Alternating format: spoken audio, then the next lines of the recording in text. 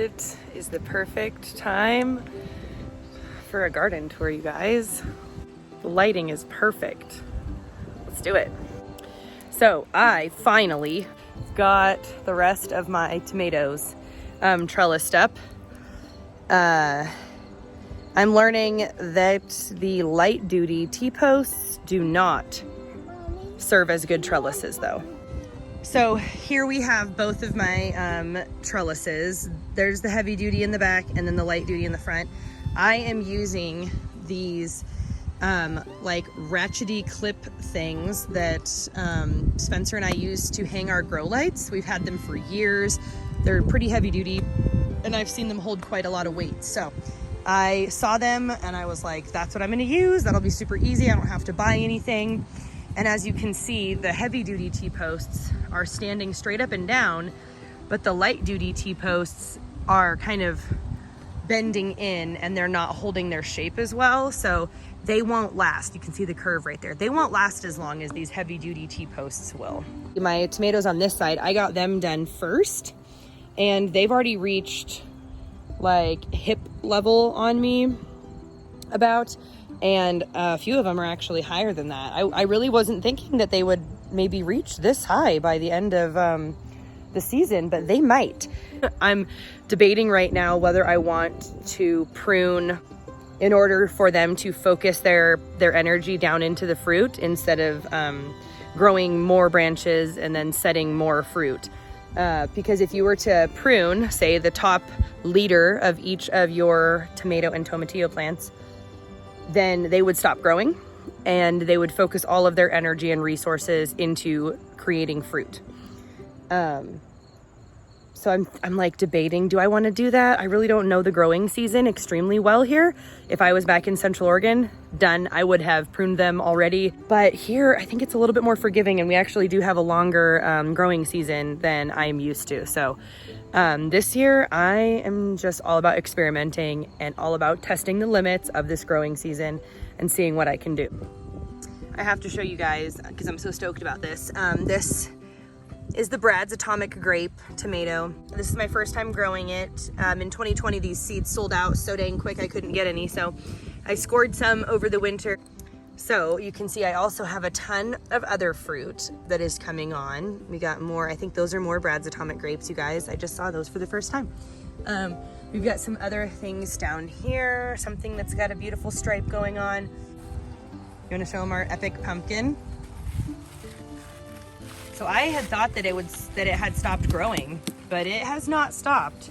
We did have a lot of these plants in here get extremely stunted and get some disease on their leaves, but they are looking, they're looking a lot better than they were a week ago, 10 days ago-ish. They're looking a lot better.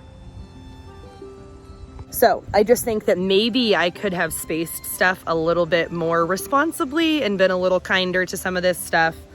Lesson learned, but I just wanted to see how far I could take it and how I just wanted to push the limits of this soil and see what I could do. So it's very disorganized, but it's so beautiful, you guys. There's like 6 different kinds of vines in here and it's gorgeous. Let me just show you. So it's very hard to get like a good gauge of it on video. Especially when I have the camera reversed like that. So I haven't shown you guys exactly how big it is. Like if I was to show you the whole entire thing, I'd have to go down the hill away from it. I'm gonna have to measure this garden to see exactly how big it is because it's not a huge spot. The previous owners had an above ground rectangular shaped pool on this space. And I think it ended like right there at the first row of tomatoes because I actually extended it a little farther. So not a very big spot at all, but look at all of the abundance happening here. So we have these 2 rows of tomatoes, which are just like jungle status, going for it. There's cilantro sown in there. We have some zinnias in there and marigolds.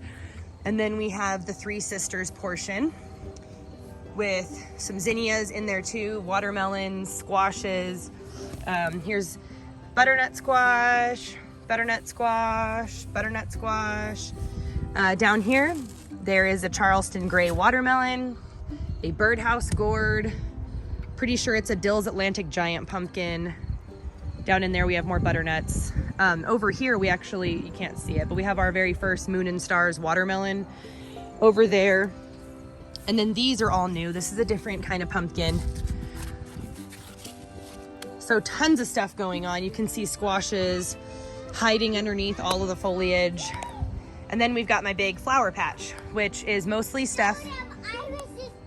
I will show them the big bunny. Our neighbor got a ginormous Flemish giant rabbit, and I want him. Giant bunny. I know you do, maybe one day.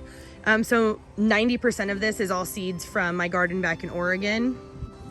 So look at this giant fluffy patch of yarrow. It's insane, you guys. It's so thick. So I go through and I just pick a spot and I just rip some out to let it spread and to let everything else kind of breathe. So yeah, it's not really a downside to have too many plants, but they won't bloom and they won't be able to spread that well. And this is just way too thick for their own liking. So I might just go in there with a shovel and take a hunk and transplant them somewhere else just to see how they like other spots. But it's still a success. Too many plants is still a success, even if you have to manage how many there are. All right, guys, look at this crazy huge sunflower. There's no way I'm gonna be able to see the top of it. I mean, I'm gonna have to have Spencer get a ladder or have him climb up there to see it because, man. And it's only been like 2 weeks since I did an update, and it is like probably 5 feet taller than it was at my last update. These sunflowers have become a complete ecosystem of aphids, ants, and ladybugs. You can see, let me see if I can find him. Oh, there's the neighbor's rabbit, you guys. Huge, look at him compared to Wilco. Like if, oh, doesn't seem very nice. So I was saying that these plants have just become an ecosystem for all of these little critters. So if you guys didn't know, ladybugs eat aphids, and so do ants, from what I understand.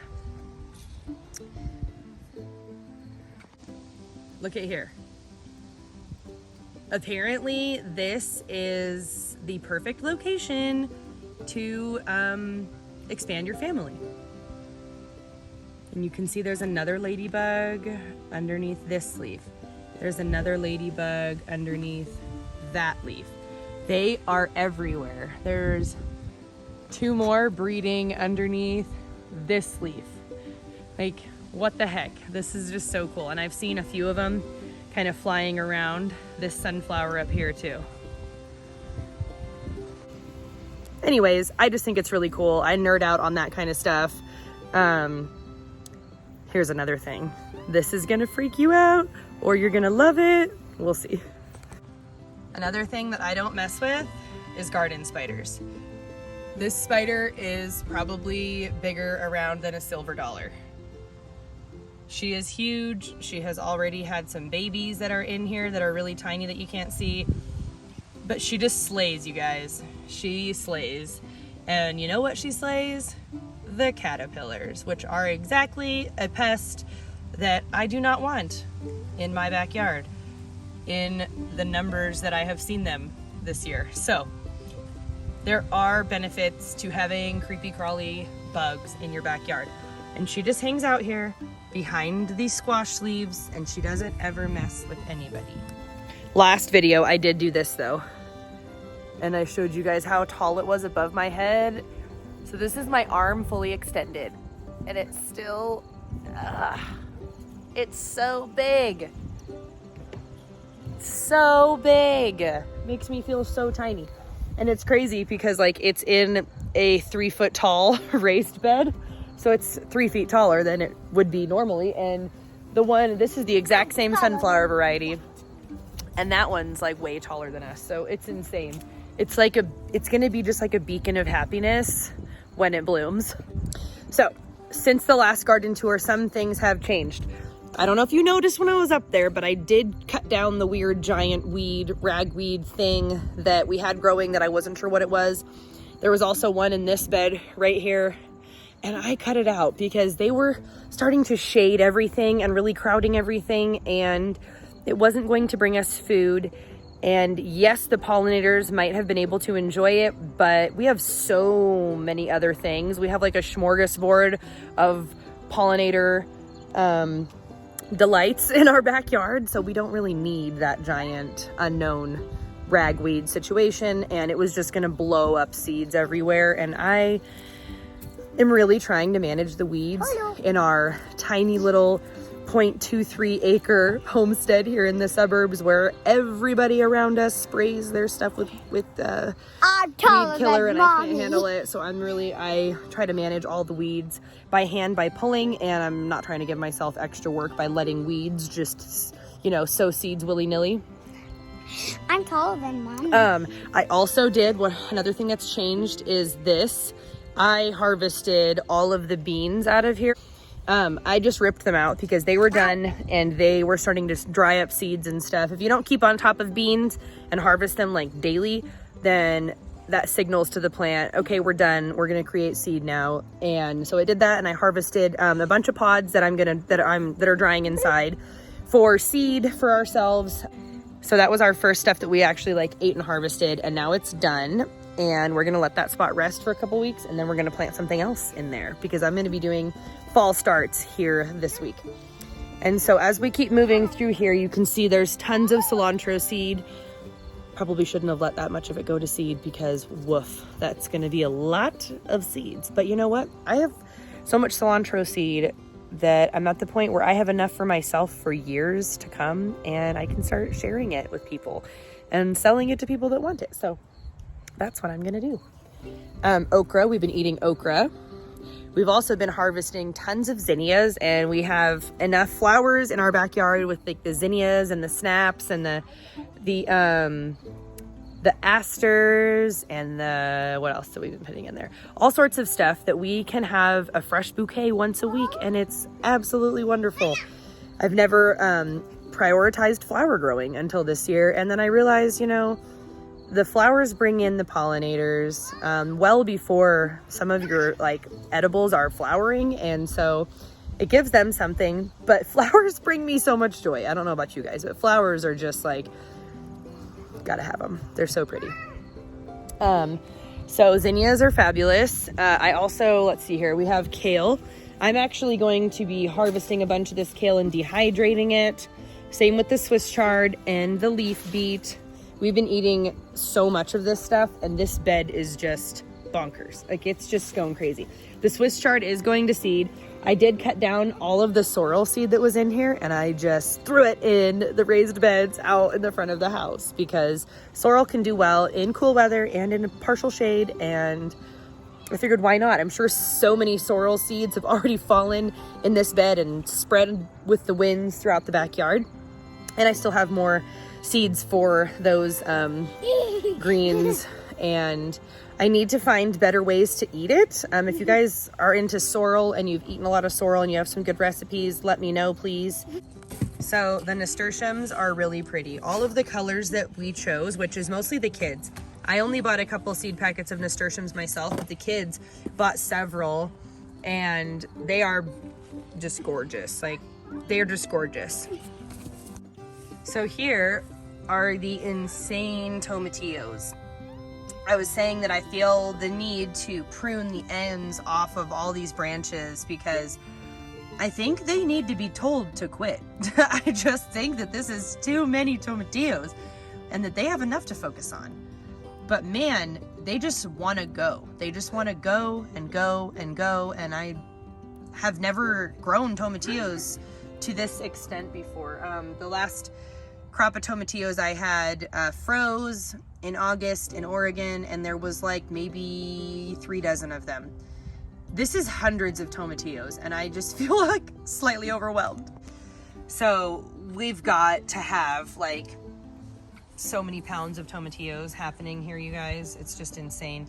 The pollinators absolutely love this part of the garden, and we almost are a little scared to walk through the branches in the middle of the day because there's just so much pollinator pressure and activity going on that It's almost like dangerous to walk through there every time one of my kids marches through here, which of course a kid is going to love marching through these branches, obviously. Okay, so I had to unload groceries with Spencer, but now I'm back because I wanted to make sure I got this finished before I completely get distracted. But I was talking to you guys about my tomatillos and how poor Ireland got stung and how I'm always so worried the kids are gonna get stung by stuff, but that's just part of gardening. We have to learn to kind of give the predators, not the predators, we have to learn to give the pollinators their space. And sometimes that can be difficult. And sometimes you just get stung. That's just the way it goes. In the last video, I was talking about how my loofah gourd hasn't flowered yet, and it still hasn't flowered. I don't know what the deal is or how to grow loofahs, so we'll see what happens. So coming back through here, all the tomatillos, we have some that are starting to have some issues. This one I actually noticed it was wilting and kind of shocking pretty bad yesterday. We obviously have some bug stuff going on. But it looks okay now after a nice deep watering. We've got this wonderful cucumber. So many glorious cucumbers have come off of this thing, you guys. Trying to go through here, making sure that I don't get any buggies.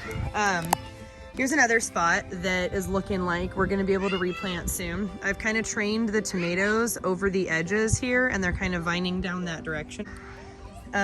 We got more Swiss chard, but this whole area is kind of like fair game at this point, and I haven't decided what I'm gonna be planting in this bed yet because I think I kind of want to wait a little bit until more of this is kind of ready. We got a lot of tomatoes on this one. This one, ooh, I am gonna eat that tomato. Can you see it, guys? This is the Isis Candy Cherry Tomato. So this tomato is another one that I got as a recommendation from Jessica Sowards at Roots and Refuge. It tastes so amazing. It's called the Isis Candy Cherry. It's a pretty good sized cherry tomato. It's called the Isis, named after the Greek goddess, in case you're curious about that. And they taste so good. Sorry to make you guys watch me eat on video, but they're so dang good. Like, look at them. They're just all the way to the ground. Oh no, it looks like someone has dropped fruit. Oh no, never mind. That's the one that Charles picked. My son won't stop picking the green tomatoes, so I keep finding them placed around. But look at this thing. Tomatoes, they just keep going and going and going. One reason why they need to be trellised up, I had intentions to have these beautiful cattle panel trellises on these beds by the end of the spring, and I just didn't get there, which is fine. I'm kind of enjoying letting the tomatoes kind of just do their thing and let them go wild. We got some more vines here. Whoop. These sunflowers are looking awesome.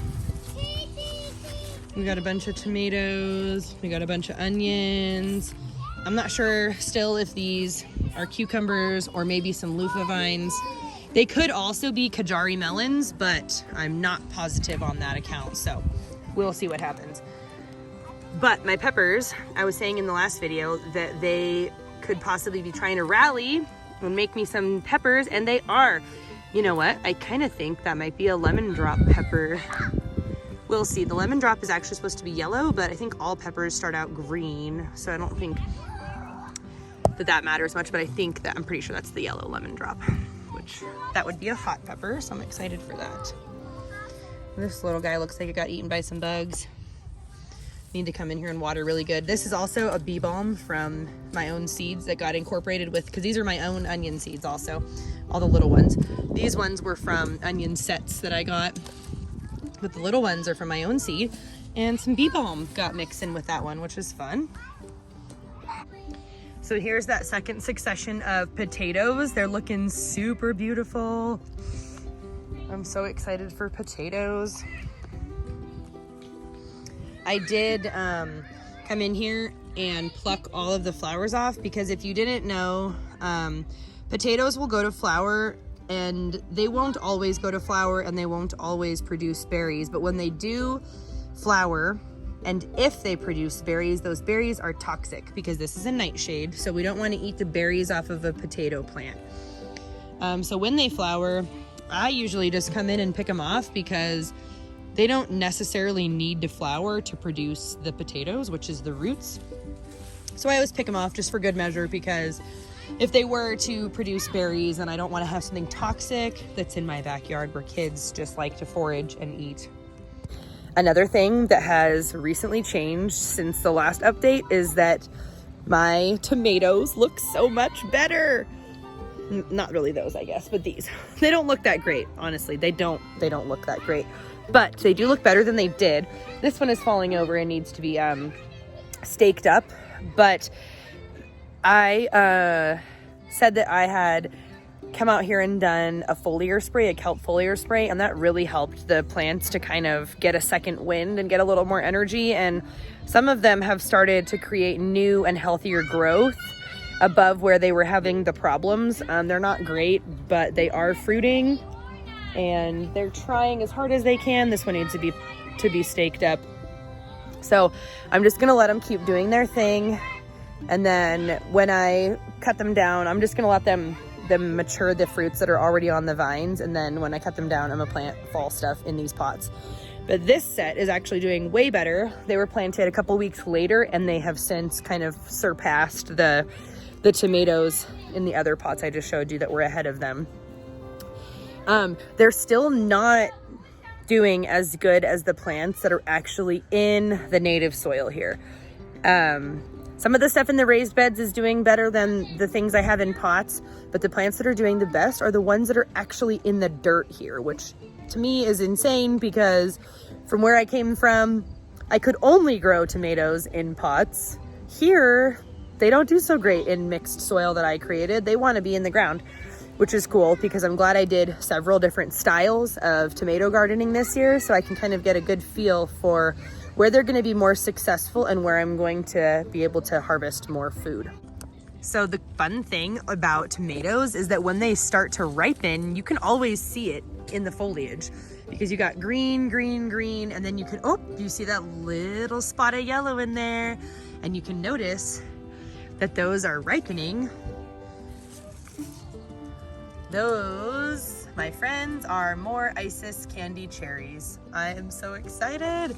So now we know that that's what this plant is, which this is another plant that's just going absolutely bonkers coming out of the bed. Ireland's got her tomato, which she named Little Leaf. It's down in here, kind of struggling underneath this cherry tomato. Oh no, I didn't realize that it was just like, poor Little Leaf. We're gonna have to dig Little Leaf out of here so that she can get some sunlight, because that is just, oh, Little Leaf has a tomato. Hey Vi, your Little Leaf has some tomatoes on the vines. Oh my gosh. It's a bigger tomato. This is probably, oh, there we go, can't really see it. Different variety of tomatoes. I'm gonna have to try to, oh, there's a spider web in here with dead stuff in it, and I really don't want to touch this. I really don't want to touch this, but I'm gonna do it for my daughter so she can you scared me. You scared me. There we go. Now this tomato will be able to hopefully get a little bit more. Leave it alone. Don't pick it. Don't pick it. It's ready. Dang it. Don't pick them when they're... It's not ready. That's not ready, you little turkey.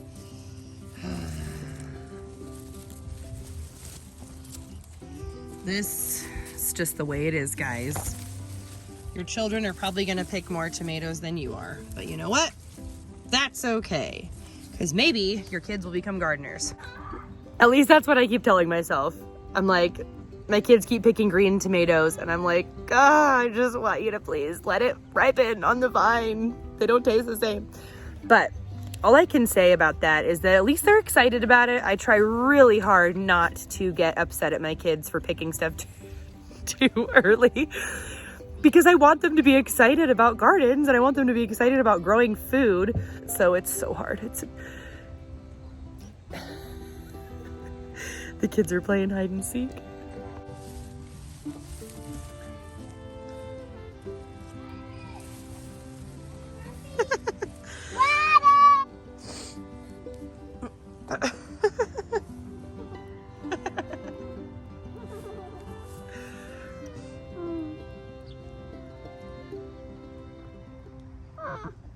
What are you doing?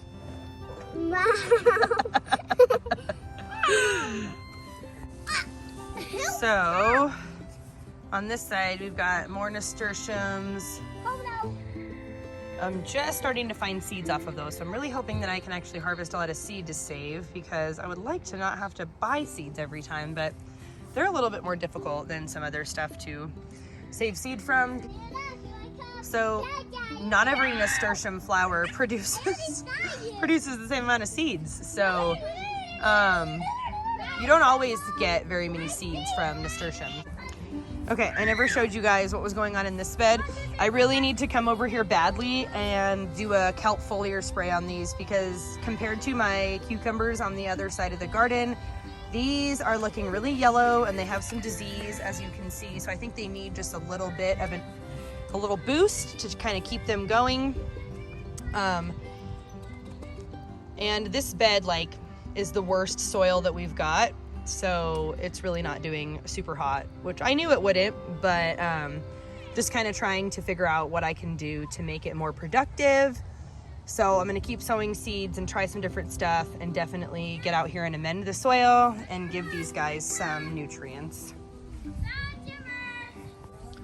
So here you can see I've already started harvesting these. One of my potatoes did actually have blight. The very first potato on the root system was rotten, so I burned all that, but I did have a few more. I'm going to finish harvesting this tomorrow so we can get all of that done and transition it over to fall stuff.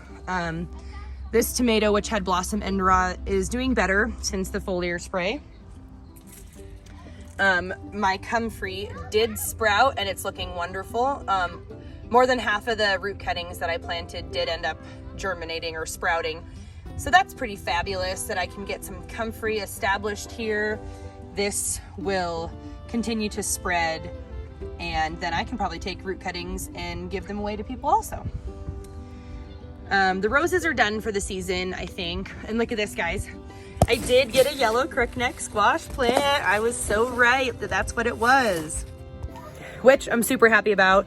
So now every variety of squash that I planted, I have a plant or two in some cases producing. So now we get to have some yellow squash, and I'm super happy about that because we love that yellow squash. We got this rose is probably making her last show of the season. I love roses, you guys. I'm so happy that we have these. Look how beautiful that is. This cucumber plant is struggling, but still producing. I'm probably gonna have to come in here and prune off all these dying leaves. I've been able to harvest calendula a couple times a week for dehydrating. Another cucumber. And last but certainly not least, trash. Children's shoes, of course. But this gorgeous beauty, you guys. She just fully finished opening up today.